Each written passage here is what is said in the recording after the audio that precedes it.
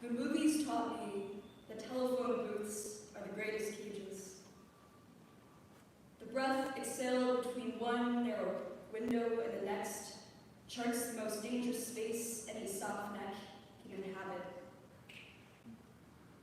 1. Old Boy, 2003.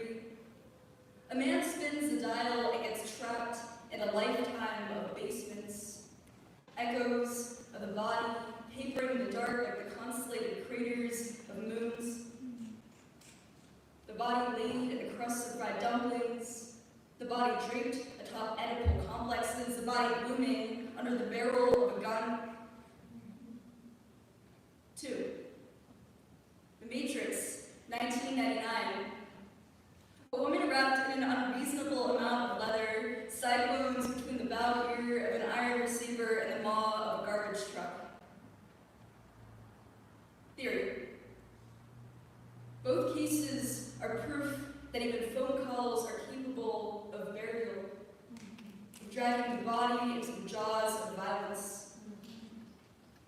3.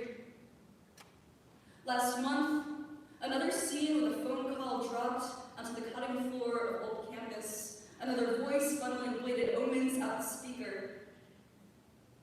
My mother calls and recites a script rehearsed and rehashed so many times I too could be its executioner, swinging the axe of her spit-line consonants against my own crooked neck.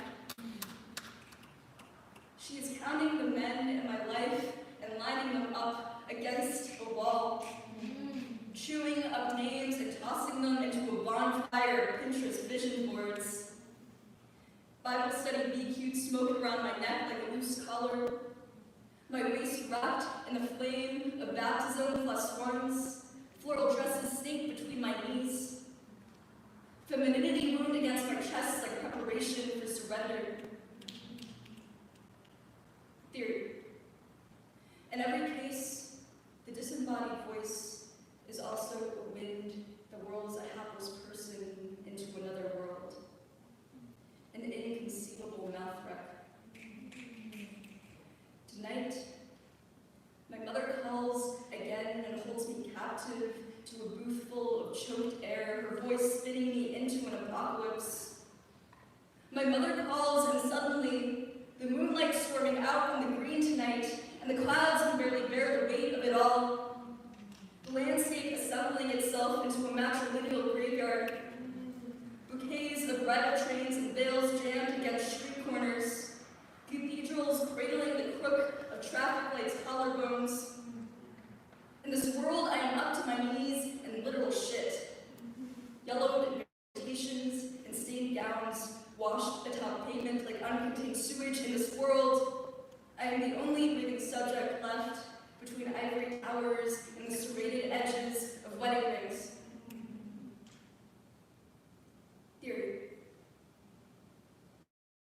In an apocalypse launched by telephone booths unwinding, there is nothing to do except whisper back soothsayer rhythms. No, the torso is not a trapdoor to purgatory, Mom. I thought you would know better. No, I've never succumbed to the hysterics of dark basements or stumbled into the epidemic of mere skeletons sweeping the college campuses of this godless country. No, I've never succumbed to the overwhelming fact of another person's body. I want to write a new movie, a scene in which I disassemble this telephone booth, reverse the order of forced revelation. Say I unearth a script that dismantles this theory, flips the roles of violence. Say I turn a butcher, knife apart this metal glass cage and find flesh inside. In this version of the scene, I tell my mother the truth, declare myself sinner, press my mouth against a booth that is all meat and skin and no airwaves. I crush my wrist bones against the limp dial, sink my molars into the dead heat of the phone receiver. The phone will stop all